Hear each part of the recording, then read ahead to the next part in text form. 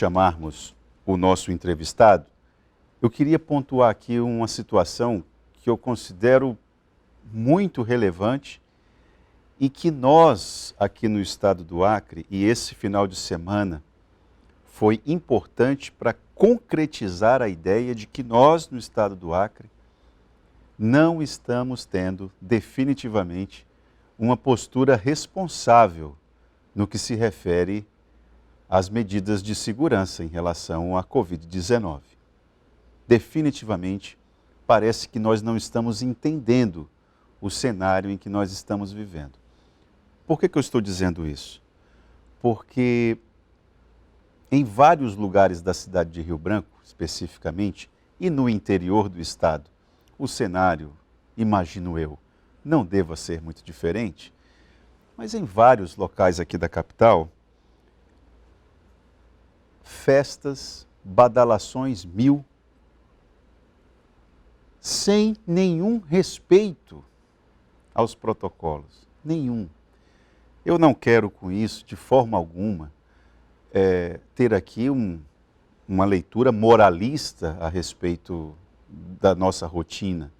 Não se trata de ser uma festa ou não ser uma festa, de não ser um culto, de não ser... A questão não é essa. Cada um se diverte da maneira que entende ser a melhor. O problema, o nosso desafio atualmente é conseguir conciliar o nosso desejo em nós nos divertirmos, que é um direito. Agora, que tal a gente estabelecer o respeito a esse direito com também o direito, o respeito às normas sanitárias? Que tal se nós tentarmos conciliar as duas coisas? Porque festa, começando no sábado, terminando no domingo de manhã, lotado, sem ninguém usando, imagina usando máscara numa rave. E cadê as autoridades em saúde? Cadê o Ministério Público? Olha, você pode imaginar, olha, mas os números estão muito favoráveis, os números de casos graves. Eu vou ler aqui agora, rapidamente, antes de chamar o entrevistado, um texto que foi publicado no próprio portal do governo, uma nota pública, uma nota que diz o seguinte: a Secretaria de Estado de Saúde do Acre, por meio do Laboratório Central, realizou o primeiro protocolo de RT-qPCR in-house, desenvolvido pelo pesquisador Felipe Naveca, da Fiocruz do Amazonas, para triagem das variantes de atenção ou preocupação. São variantes que exigem um tratamento diferenciado, né? Neste protocolo foram testadas 69 amostras, entre elas um caso suspeito sinalizado pelo Departamento de Vigilância, uma amostra de um contato do caso suspeito, 67 amostras positivas para a Covid-19, escolhidas aleatoriamente, nas quais propomos uma investigação retrospectiva da possível circulação da variante Delta. Resultados obtidos. Para o caso suspeito e o contato do suspeito, concluímos que os resultados são sugestivos para a variante Delta. Para as demais amostras, 67, concluímos os seguintes resultados. 11 são sugestivas para a variante Delta. 27 não são não sugestivas de variante Delta e 29 serão reavaliadas. A partir destes resultados, as amostras dos casos sugestivos da Delta serão encaminhadas para o sequenciamento genômico. A partir disso aqui, desse sequenciamento genômico, é que eles podem afirmar com certeza, é ou não é variante Delta. Correto? Então, a questão não é se nós estamos em um cenário mais tranquilo da Covid-19 no Acre e, portanto, esse cenário mais tranquilo nos autoriza a termos o comportamento que tivemos esse final de semana. A questão não é essa. A questão é que a perspectiva é de que nós tenhamos um novo aperreio. E hoje de manhã, uma pesquisadora da Fiocruz deu uma declaração para o portal UOL, que ela diz o seguinte, abre aspas, a variante Delta não respeita vacinados, fecha aspas. Em que esse cenário nos autoriza a ter um comportamento irresponsável? Muito difícil, muito dramático. Vamos ver o que vai sair disso aqui, né? Vamos ver quais vão ser os nossos aperreios daqui para frente. Conversa de agora é também tão importante quanto a saúde pública, porque diz respeito à questão ambiental em alguns lugares, em algumas regiões muito específicas, que são regiões de assentamento do INCRA. Nós vamos conversar agora com Aristóteles, não é Aristóteles, é Aristóteles Barros. Ele é engenheiro agrônomo e ele é o homem do INCRA aqui em Rio Branco, aqui no Acre, que tem a função, a missão de observar como que os nossos assentamentos gerenciados pelo INCRA, coordenados pelo INCRA, como que está a observação respeito à legislação ambiental nesses assentamentos. Aristóteles, boa tarde, seja bem-vindo ao Gazeta Entrevista. Boa tarde a todos. Aristóteles, eu queria saber de você o seguinte, nos projetos de assentamento do INCRA, qual é o cenário que você tem observado? Os nossos assentados estão tendo dimensão do que a legislação ambiental exige? Como é que eles têm reagido? Qual é a avaliação que você faz? Olha só, a gente tem... É bom a gente falar que o INCRA está presente nos 22 municípios do estado do Acre, né? Nós temos 118 projetos de assentamentos federais, com a população estimada em 35 mil famílias, o que daria, em termos de, se a gente considerar aí 3, 4 pessoas por família, a gente vai ter mais de 100 mil pessoas no campo, só na área da reforma agrária, não é? E, ultimamente, nos últimos anos, a gente tem tido, o INCRA tem tido essa preocupação de buscar apoio junto aos setores ambientais para que haja um controle do desmatamento, das queimadas, né? Porque a gente está vivenciando uma época difícil, né? E o cenário não tem sido muito animador, porque a gente, em que pese algumas campanhas, a gente tem visto um aumento do desmatamento das queimadas, né, em alguns assentamentos, em especial aqueles assentamentos que têm áreas de reserva legal coletiva, né? Eles têm sido alvo de invasões, porque é muito difícil a gente controlar uma reserva legal, uma área de 2, 3 mil hectares.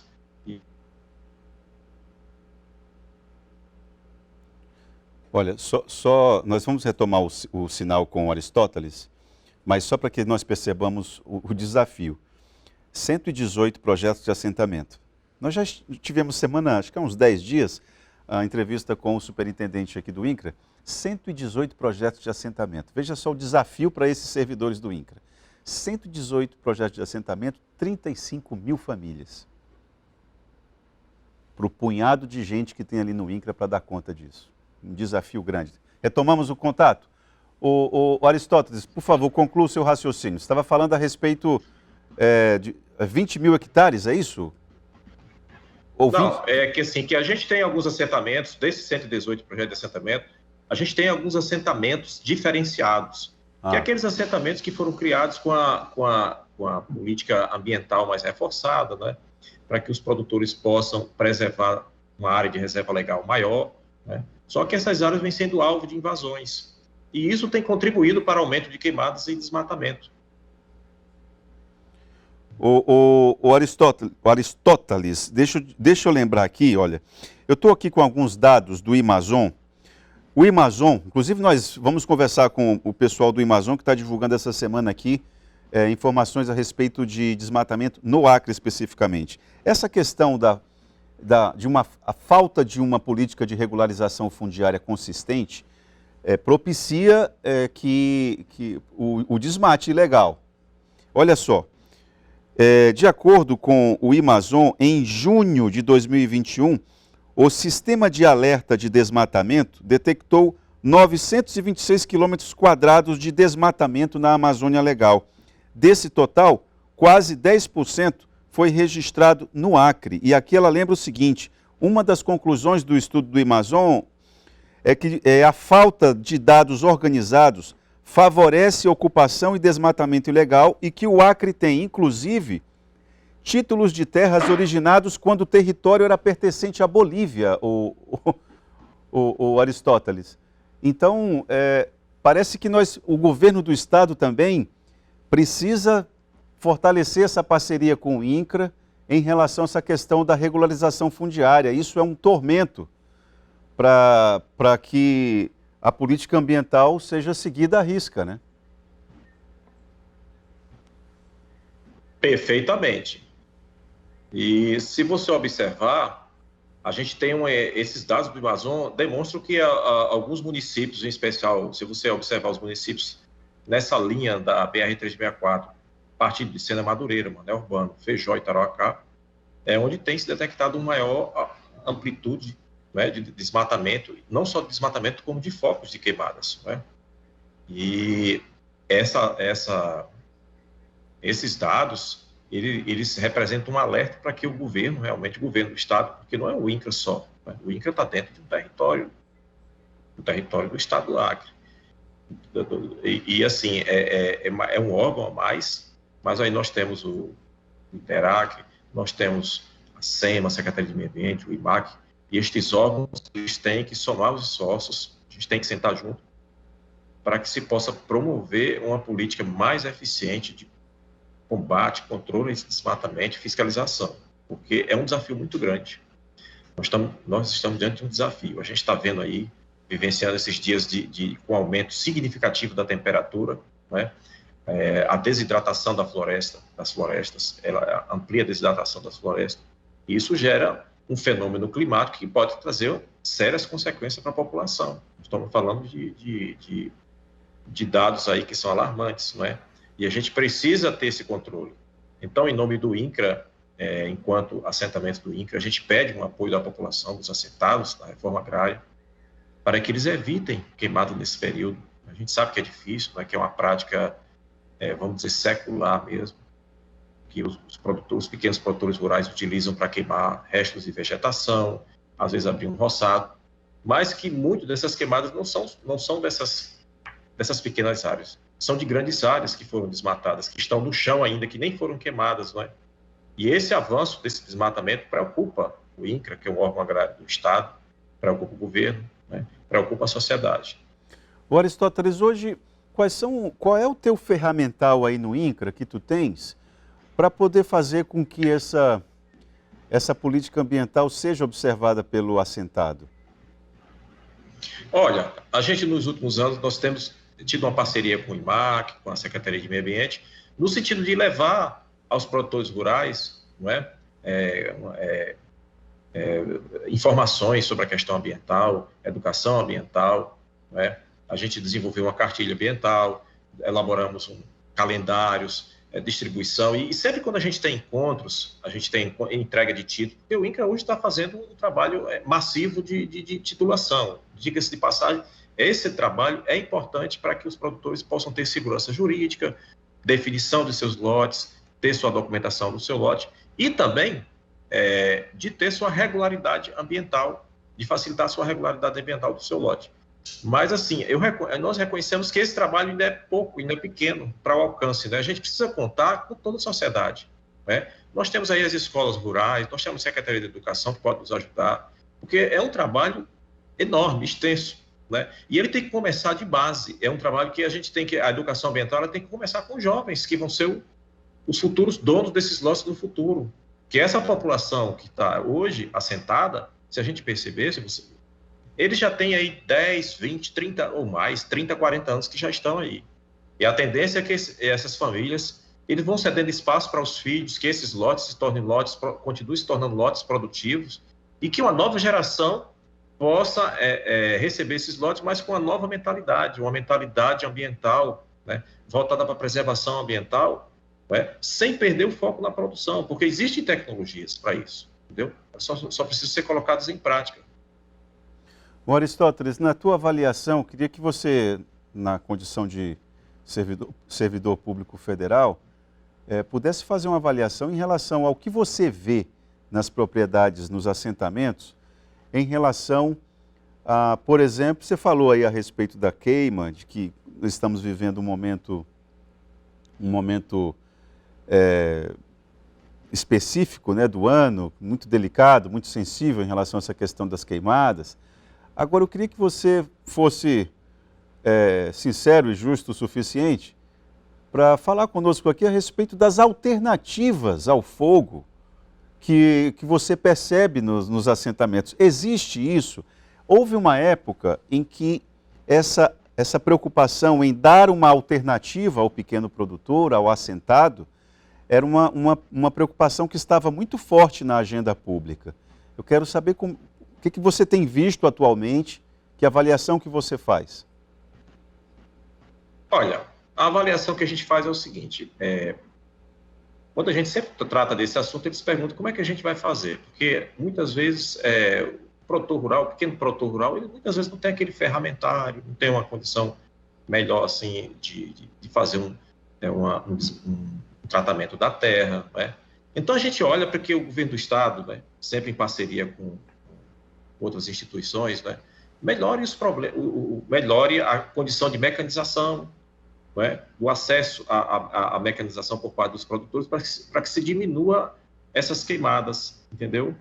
Mas o que a gente percebe também é que, assim, existe o plantio direto, alternativas da broca, né, o deitamento da vegetação, e aí faz com que aquela vegetação seque, né, e impeça o crescimento de nova vegetação, e aí não necessita de queimada. São práticas, né? Essas práticas elas têm que ser mais massificadas, entendeu? Uma assistência técnica mais eficiente, só que não depende só do INCRA, depende de um conjunto de atores institucionais do Estado, né?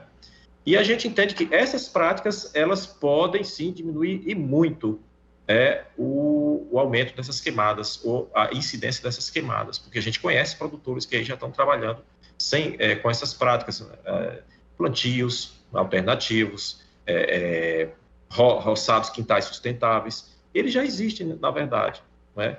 E podemos dizer que o aumento dessas queimadas ele não se dá só em relação a esses pequenos produtores. A gente tem muitas invasões em áreas de projeto de assentamento, em áreas de reserva legal, que tem contribuído muito com essas queimadas. Tanto é que a gente vem reunindo, junto com os órgãos do Ministério Público Federal, com o IBAMA, com o IMAC, tentando encontrar soluções. Só que muitas vezes essas soluções elas não são fáceis de ser implementadas e requer o quê? Um recurso especial, uma capacidade também humana de amplificar e de chegar a assentamentos, né? Você viu aí que os números que a gente deu, os dados iniciais que a gente deu, a gente tem um volume muito grande de produtores rurais assentados para que a gente possa chegar nesses assentamentos e dar uma adequada assistência técnica para que eles possam efetivamente, né, implementar essas práticas sustentáveis e, assim, diminuir essas queimadas. É possível, não tenho dúvida de que é possível. É possível, tá? Sem dúvida que é possível. Sem dúvida que é possível. Eu vou aproveitar... mais recursos voltados para essa área. Aristóteles, eu vou aproveitar que o teu sinal começou a dar falhas de novo, o teu sinal está apresentando falhas. Nós vamos fazer um intervalo agora e